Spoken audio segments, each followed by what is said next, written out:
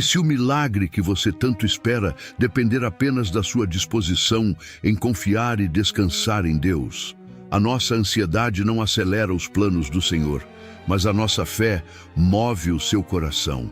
A leitura da Bíblia é o alimento que sustenta a nossa paciência enquanto esperamos o cumprimento das promessas divinas.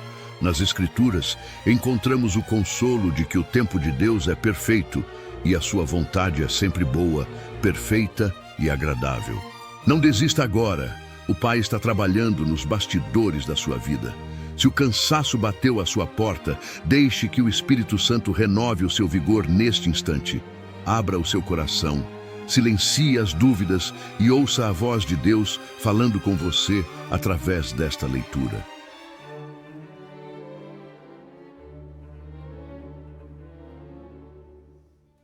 Dia 20, Êxodo, capítulos 14 a 16. Êxodo, capítulo 14. A perseguição dos egípcios. Disse o Senhor a Moisés: diga aos israelitas que mudem o rumo e acampem perto de Pi-Hairote, entre Migdol e o mar. Acampem à beira-mar, defronte de Baal-Zefon. O faraó pensará que os israelitas estão vagando confusos, cercados pelo deserto. Então, endurecerei o coração do faraó, e ele os perseguirá. Todavia, eu serei glorificado por meio do faraó e de todo o seu exército. E os egípcios saberão que eu sou o Senhor. E assim fizeram os israelitas. Contaram ao rei do Egito que o povo havia fugido. Então o faraó e os seus conselheiros mudaram de ideia e disseram: o que foi que fizemos? Deixamos os israelitas sair e perdemos os nossos escravos. Então o faraó mandou aprontar a sua carruagem e levou consigo o seu exército.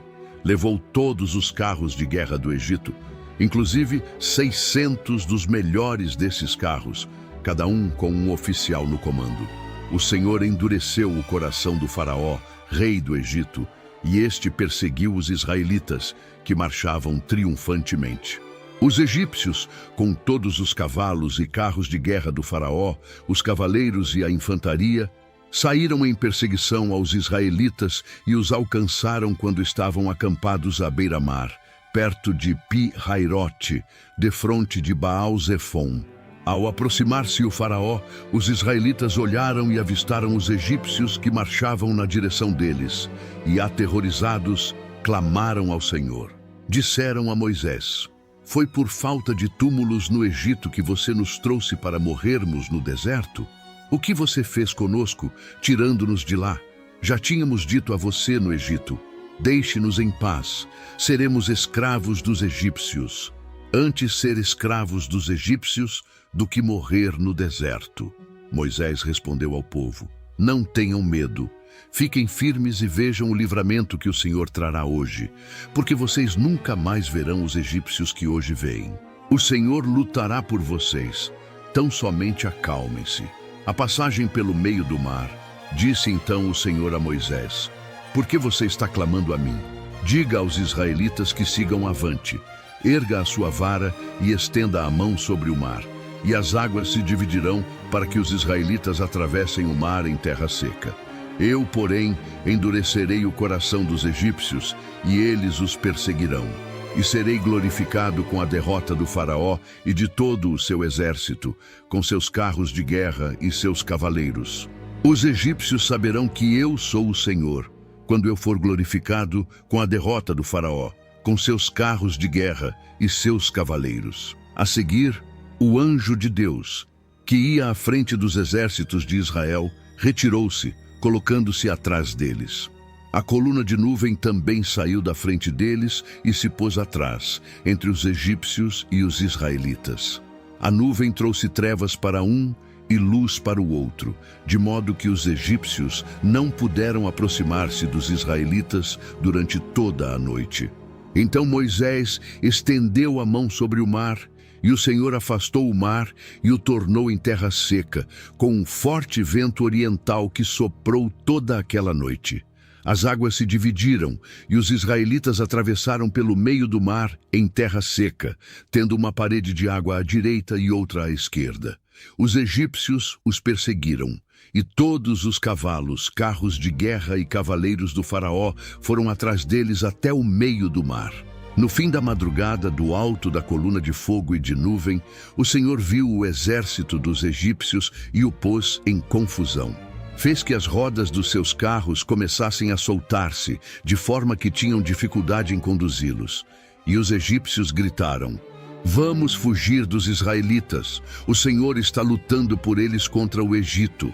Mas o Senhor disse a Moisés: "Estenda a mão sobre o mar, para que as águas voltem sobre os egípcios, sobre os seus carros de guerra e sobre os seus cavaleiros." Moisés estendeu a mão sobre o mar, e ao raiar do dia, o mar voltou ao seu lugar. Quando os egípcios estavam fugindo, foram de encontro às águas, e o Senhor os lançou ao mar. As águas voltaram e encobriram os seus carros de guerra e os seus cavaleiros, todo o exército do faraó que havia perseguido os israelitas mar adentro. Ninguém sobreviveu. Mas os israelitas atravessaram o mar pisando em terra seca, tendo uma parede de água à direita e outra à esquerda. Naquele dia o Senhor salvou Israel das mãos dos egípcios, e os israelitas viram os egípcios mortos na praia. Israel viu o grande poder do Senhor contra os egípcios, temeu o Senhor e pôs nele a sua confiança, como também em Moisés, seu servo. Êxodo, capítulo 15. O cântico de Moisés. Então Moisés e os israelitas entoaram este cântico ao Senhor. Cantarei ao Senhor, pois triunfou gloriosamente. Lançou ao mar o cavalo e o seu cavaleiro. O Senhor é a minha força e a minha canção. Ele é a minha salvação. Ele é o meu Deus e eu o louvarei. É o Deus de meu pai e eu o exaltarei. O Senhor é guerreiro, o seu nome é Senhor. Ele lançou ao mar os carros de guerra e o exército do faraó. Os seus melhores oficiais afogaram-se no mar vermelho. Águas profundas os encobriram. Como pedra, desceram ao fundo. Senhor, a tua mão direita foi majestosa em poder. Senhor, a tua mão direita despedaçou o inimigo. Em teu triunfo grandioso, derrubaste os teus adversários. Enviaste o teu furor flamejante, que os consumiu como palha. Pelo forte sopro das tuas narinas, as águas se amontoaram. As águas turbulentas firmaram-se como muralha. As águas profundas congelaram-se no coração do mar. O inimigo se gloriava. Eu os perseguirei e os alcançarei. Dividirei o despojo e os devorarei. Com a espada na mão, eu os destruirei. Mas enviaste o teu sopro, e o mar os encobriu. Afundaram como chumbo nas águas volumosas. Quem entre os deuses é semelhante a ti, Senhor? Quem é semelhante a ti? Majestoso em santidade, terrível em feitos gloriosos, autor de maravilhas. Estendes a tua mão direita e a terra os engole. Com o teu amor, conduzes o povo que resgataste. Com a tua força, tu o levas à tua santa habitação. As nações ouvem e estremecem. Angústia se apodera do povo da Filístia.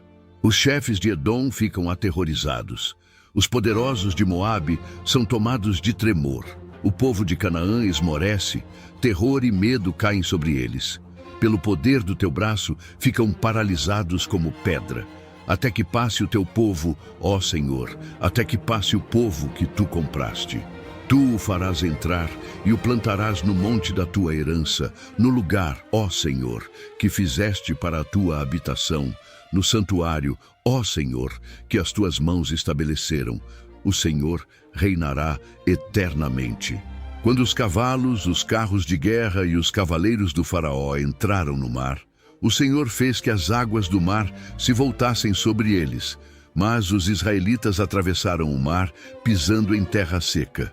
Então Miriam, a profetisa, irmã de Arão, pegou um tamborim e todas as mulheres a seguiram tocando tamborins e dançando.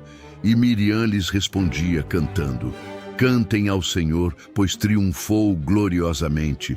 Lançou ao mar o cavalo e o seu cavaleiro. As águas de Mara e Elim. Depois Moisés conduziu Israel desde o Mar Vermelho até o deserto de Sur. Durante 3 dias caminharam no deserto sem encontrar água. Então chegaram a Mara, mas não puderam beber das águas de lá porque eram amargas. Esta é a razão pela qual o lugar chama-se Mara. E o povo começou a reclamar a Moisés, dizendo: "Que beberemos?" Moisés clamou ao Senhor, e este lhe indicou um arbusto. Ele o lançou na água, e esta se tornou boa. Em Mara, o Senhor lhes deu leis e ordenanças e os pôs à prova, dizendo-lhes: "Se vocês derem atenção ao Senhor, o seu Deus, e fizerem o que ele aprova, se derem ouvidos aos seus mandamentos e obedecerem a todos os seus decretos, não trarei sobre vocês nenhuma das doenças que eu trouxe sobre os egípcios, pois eu sou o Senhor que os cura." Depois chegaram a Elim, onde havia 12 fontes de água e 70 palmeiras, e acamparam junto àquelas águas. Êxodo, capítulo 16. O maná e as codornizes. Toda a comunidade de Israel partiu de Elim e chegou ao deserto de Sim, que fica entre Elim e o Sinai. Foi no 15º dia do 2º mês, depois que saíram do Egito. No deserto, toda a comunidade de Israel reclamou a Moisés e Arão. Disseram-lhes os israelitas: "Quem dera a mão do Senhor nos tivesse matado no Egito. Lá nos sentávamos ao redor das panelas de carne e comíamos pão à vontade. Mas vocês nos trouxeram a este deserto para fazer morrer de fome toda esta multidão." Disse, porém, o Senhor a Moisés: "Eu lhes farei chover pão do céu. O povo sairá e recolherá diariamente a porção necessária para aquele dia. Com isso, os porei à prova para ver se seguem ou não as minhas instruções.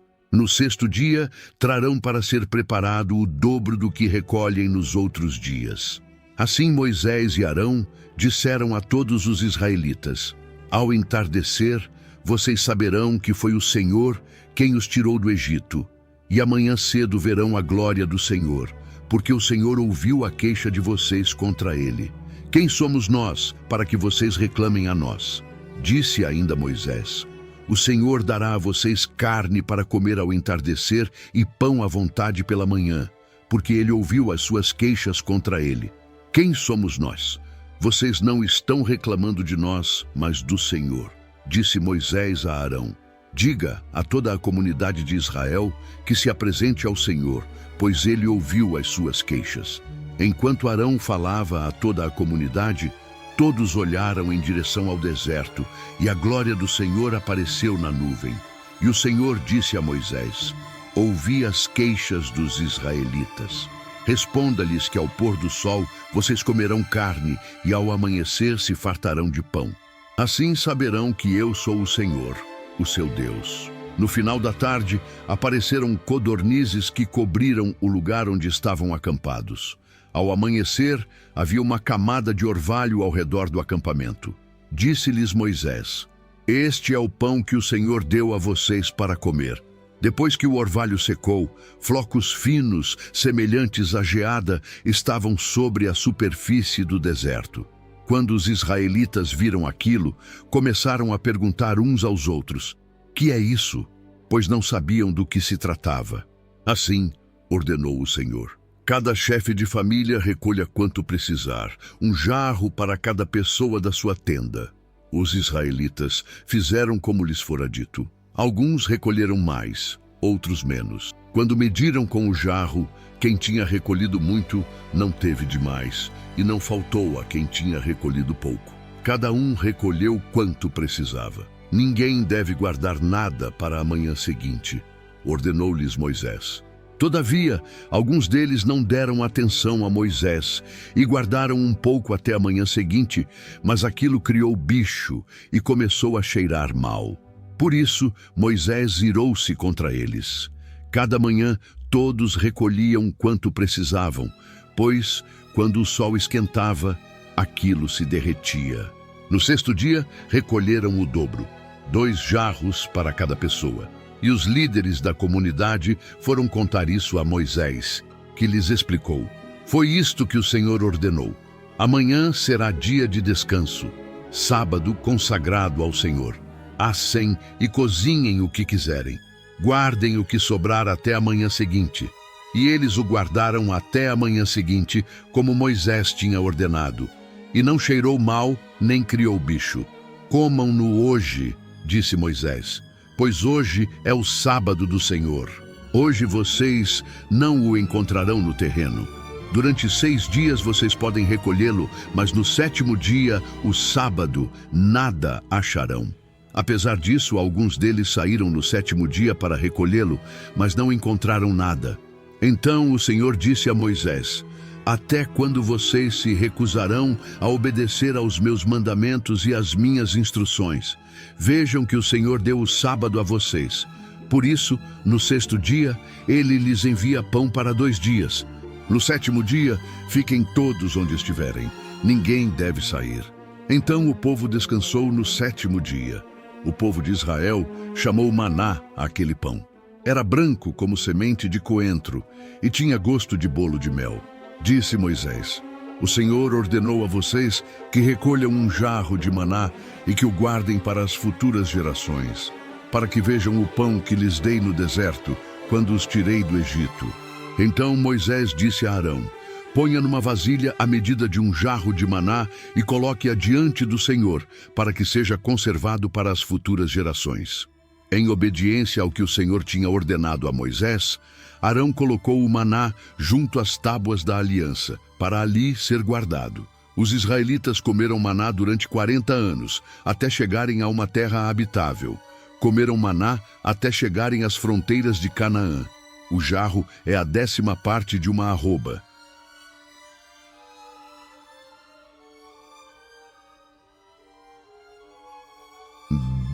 Essa palavra trouxe o refrigério que você buscava? Inscreva-se no canal agora mesmo para receber sua porção diária de paz. O seu like faz toda a diferença. Comente com gratidão. Eu recebo essa cura na minha vida. O Espírito Santo quer continuar ministrando ao seu coração. Clique neste vídeo que está na tela e não perca a próxima bênção.